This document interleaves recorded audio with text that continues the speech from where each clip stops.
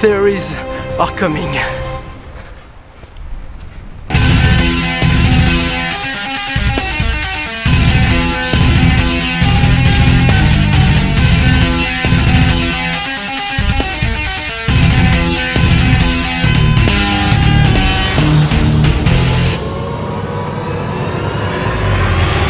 La série est terminée et il semble à présent lointain l'époque où je vous avais proposé ma première partie sur Game of Thrones. Si lointain que cet épisode sera un dit théorie pour rattraper tout ce retard et pour apaiser la colère de ceux qui ont ragé du fait que The Walking Dead a eu le droit à 3 parties. Allez, c'est parti.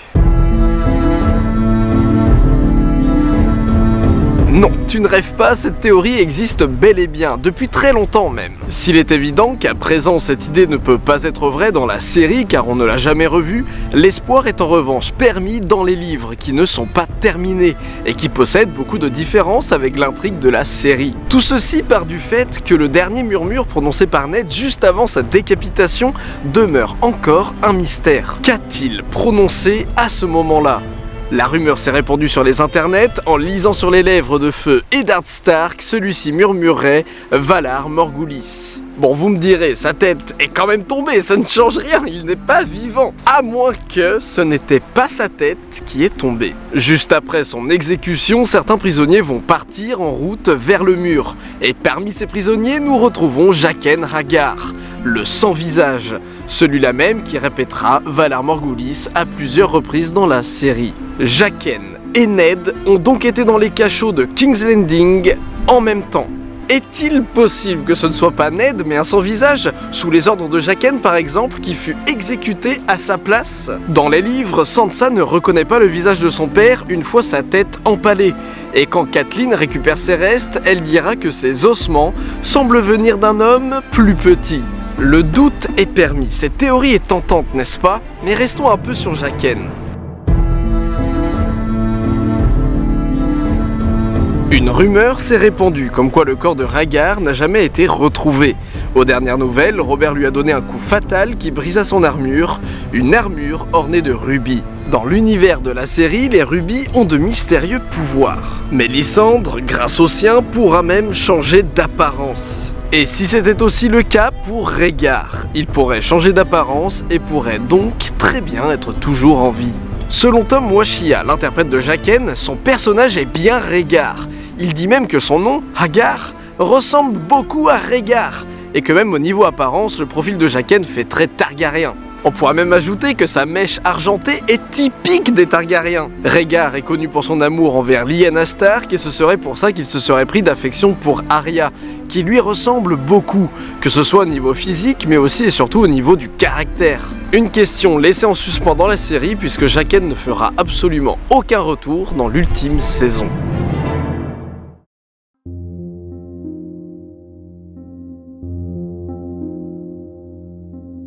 À la fin de la saison 6, Arya est poursuivie par The Waif, et elles se retrouveront au fond d'une ruelle, dans le noir, et cut.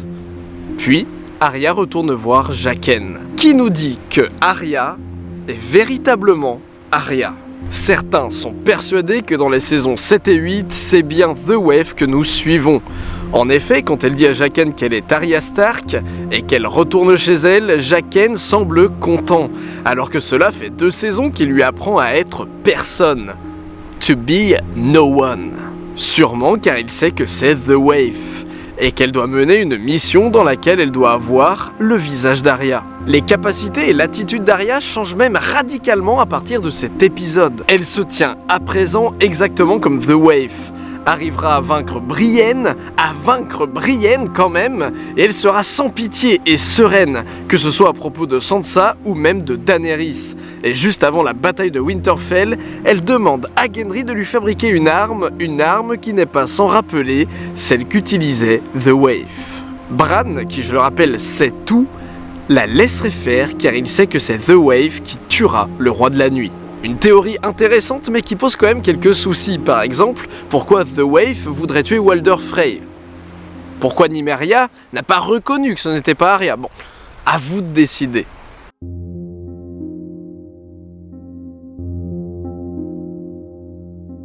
Ne vous êtes-vous jamais demandé pourquoi Varys, depuis le début de la série, surveillait Daenerys ?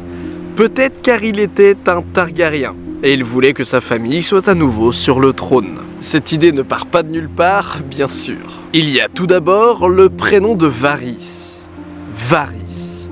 Daenerys, Viserys, Aerys, le suffixe « is » semble être une coutume chez beaucoup de Targaryens. Deuxièmement, quand ces parties intimes ont été envoyées dans du feu, il s'en est dégagé des flammes bleues. Ce pourrait être là, soit un signe que son sang ne réagit pas normalement au feu, comme beaucoup de Targaryens, soit un signe qu'il est de sang royal, puisque l'on sait que le sang royal a des propriétés magiques dans l'univers de la série. Troisièmement, il fera toujours tout pour aider Tyrion, et l'une des théories les plus populaires de la série, que nous avions déjà abordée lors de la première partie, est que Tyrion est un Targaryen lui aussi. Le fait que Varys soit toujours là pour lui et qu'il lui a sauvé la vie, qu'il l'ait amené à rejoindre Daenerys, viendrait qu'il a voulu réunir les 3 derniers Targaryens ensemble. Quatrièmement, Varys aurait une chevelure argentée lui aussi, et c'est pour cela qu'il se rase le crâne, pour ne pas que l'on sache qu'il est un Targaryen. Si dans la série Varys va finir cramé par Drogon, rien ne nous dit qu'il aura cette fin dans les livres qui pourraient donc nous apporter la vérité sur son identité. Mais quelqu'un d'autre pourrait être lui aussi un Targaryen.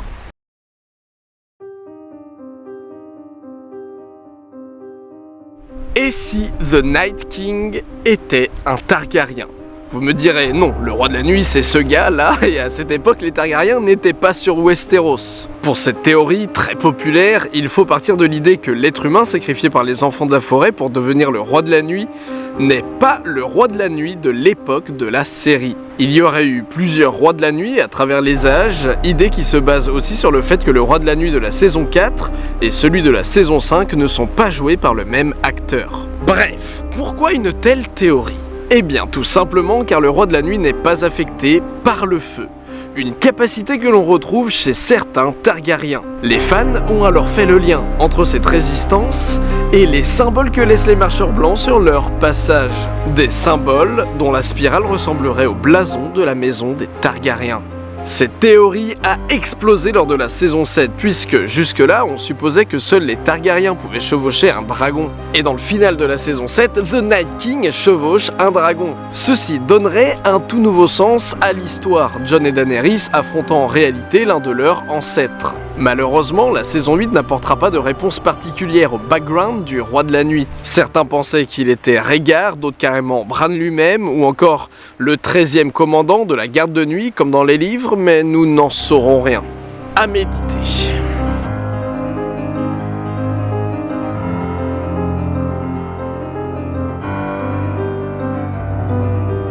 Dans les romans, on nous explique que le 13e Lord Commander of the Night Watch s'est marié avec une marcheuse blanche, qu'on appelle aussi The Night Queen. Ce 13e commandant, il va finir terrassé par Bran le bâtisseur. Selon la vieille Nan, ce commandant de la garde de nuit était un Stark. Et ceci expliquerait pourquoi c'est Brandon qui prit l'initiative de l'arrêter, car ils étaient frères. Une théorie suggère alors que les descendants du Night King et de la Night Queen seraient devenus les Stark, des humains ayant la magie de glace en eux, tout comme les Targaryens ont en eux celle du feu. Selon la légende, c'est Brandon qui a construit Winterfell, après la longue nuit, et on pourrait se demander si le nom du château ne viendrait pas du lien entre les Stark et les marcheurs blancs. The place where winter fell. L'endroit où l'hiver est tombé. La réplique « Winter is coming » aurait été, comme pour beaucoup d'autres maisons, une menace pour les autres familles. Un avertissement de l'énorme pouvoir que possédaient les premiers Stark, pouvant manipuler la glace contre leurs ennemis. On peut aussi ajouter à tout ça que les Stark ne prient pas les mêmes dieux que le reste de Westeros. Non, au nord, on prie les anciens dieux. Dans les cryptes de Winterfell, les statues des anciens lords possèdent toutes une épée en fer, et il est dit de ces épées qu'elles permettent de sceller les esprits des ancêtres. Or, dans les livres, il est dit des autres, et donc des marcheurs blancs, qu'ils détestent le fer. Les Stark auraient donc besoin de sceller leurs ancêtres pour ne pas qu'ils se réveillent. Car les premiers Stark étaient des hybrides, mi-humains, mi-marcheurs blancs, depuis l'union du 13e commandant avec The Night Queen. Personnellement, j'adore ce genre de théorie qui essaye de creuser dans le lore de Game of Thrones et essayer de revenir aux racines des maisons. Et je trouve ça très dommage qu'on n'a pas eu vraiment d'explication sur les marchands blancs, sur les Stark lors de la dernière saison. Mais bon, c'est peut-être des choses qui vont arriver dans un spin-off ou peut-être dans la suite des bouquins. Mais cette théorie du lien entre les Stark et les marchands blancs, je la trouve vraiment très cool. Allez, enchaînons.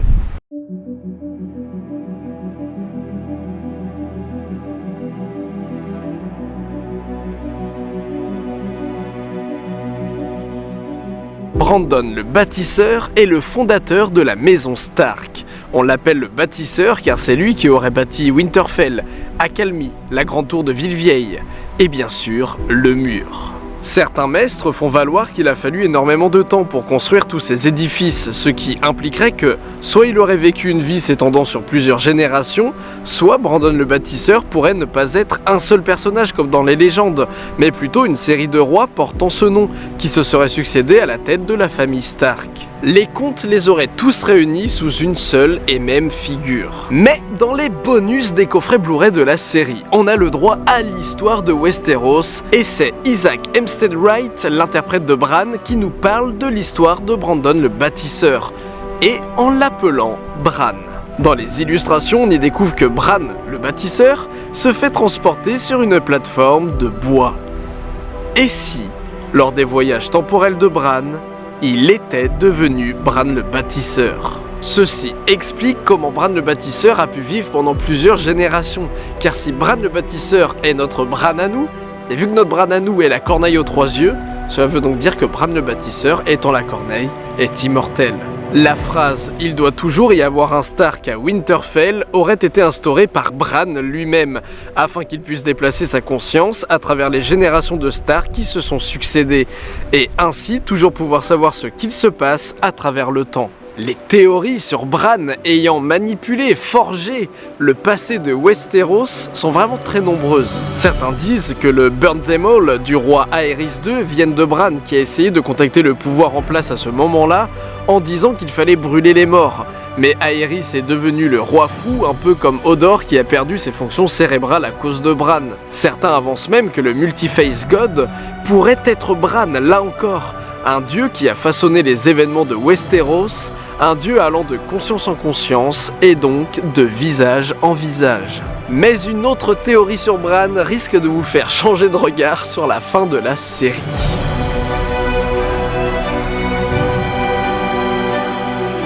Il y a des millénaires, les enfants de la forêt vivaient sur Westeros, quand un jour les premiers hommes sont arrivés et avec eux la destruction des forêts, le massacre de leurs semblables, les guerres. Les premiers hommes vont donc entrer en conflit avec les enfants de la forêt jusqu'à ce que ces derniers créent le roi de la nuit pour que celui-ci détruise les êtres humains. Pour des raisons inconnues, les marchands blancs vont à un moment se retourner contre les enfants de la forêt. La corneille aux 3 yeux, quant à elle, est dans la série un être omniscient et sous-entendu immortel, pouvant explorer les époques et entrer dans la conscience des gens, un être protégé par les enfants de la forêt. Il dit être la mémoire des hommes et ce serait pour cela que le roi de la nuit veut le tuer.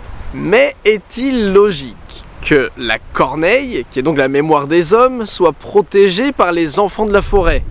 Enfants de la forêt qui sont en guerre contre les hommes. Selon cette théorie, la corneille est le réel méchant de la série, le chef des enfants de la forêt, un être dont la mission est de détruire l'humanité. Une fois échappé de la grotte, Bran ne sera plus le même. Il devient neutre, indifférent et répétera à plusieurs reprises qu'il n'est plus Bran. Mira dira même qu'il est mort dans la grotte. Ceci serait des indices nous montrant que c'est la corneille aux 3 yeux qui a pris possession du corps de Bran. Ceci expliquerait pourquoi les enfants de la forêt l'ont protégé et l'ont amené auprès de lui.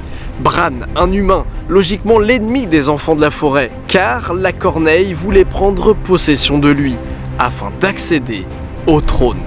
Selon cette théorie, c'est la corneille aux 3 yeux qui est la réelle menace de Westeros, et maintenant que Bran est sur le trône, il peut enfin éradiquer l'humanité. Dans les livres, la corneille est Brynden Rivers, fils bâtard du roi Aegon IV Targaryen, condamné au mur et qui partit chercher les enfants de la forêt et devint le dernier des vervoyants. Lui aussi aurait une raison de vouloir accéder au trône et de se venger de l'humanité.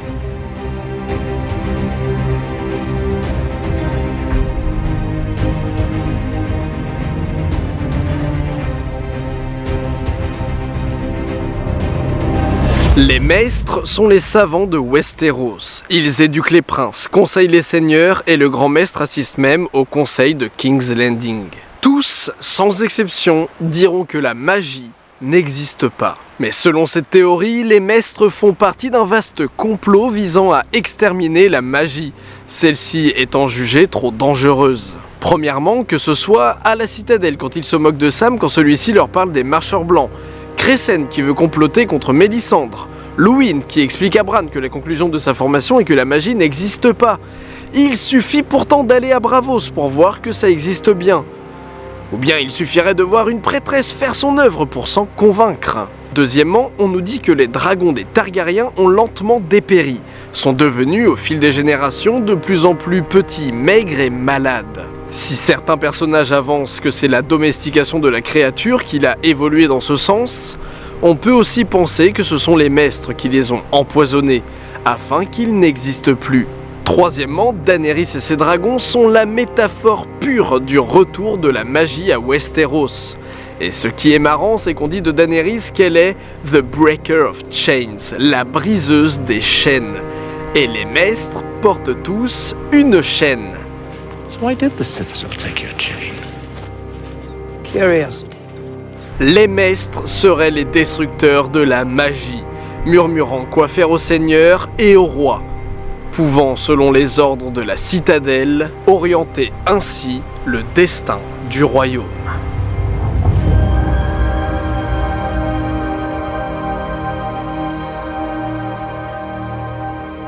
Dans le dernier épisode, Jon poignarde Daenerys et Drogon emporte son corps. Selon Sam, Drogon aurait été vu aux dernières nouvelles voler vers l'est. Dans les commentaires audio disponibles dans le coffret Blu-ray, les showrunners dévoilent que Drogon se rend à Volantis. Volantis est la ville où se trouve le Red Temple, l'endroit dans lequel les prêtresses rouges se réunissent. Nous connaissons très bien les pouvoirs du dieu de lumière. Thoros a pu ressusciter Beric, Mélisandre a pu ressusciter Jon. Et si Drogon a mené Daenerys à Volantis, au Temple Rouge, pour qu'elle se fasse ressusciter, elle aussi. Dans la dernière scène entre Tyrion et Jon, ce dernier dit à Tyrion qu'ils ne se reverront plus, et il lui répond que quelques années à être main du roi donne envie de pisser au bout du monde. Et quand Jon lui demande si ce qu'ils ont fait était juste, Tyrion lui répond « Ask me again in 10 years. » Beaucoup sont convaincus que dans une dizaine d'années, une suite à la série arrivera. Jon et Tyrion se retrouveront, peut-être pour faire face à la Corneille, et avec Daenerys à nouveau vivante.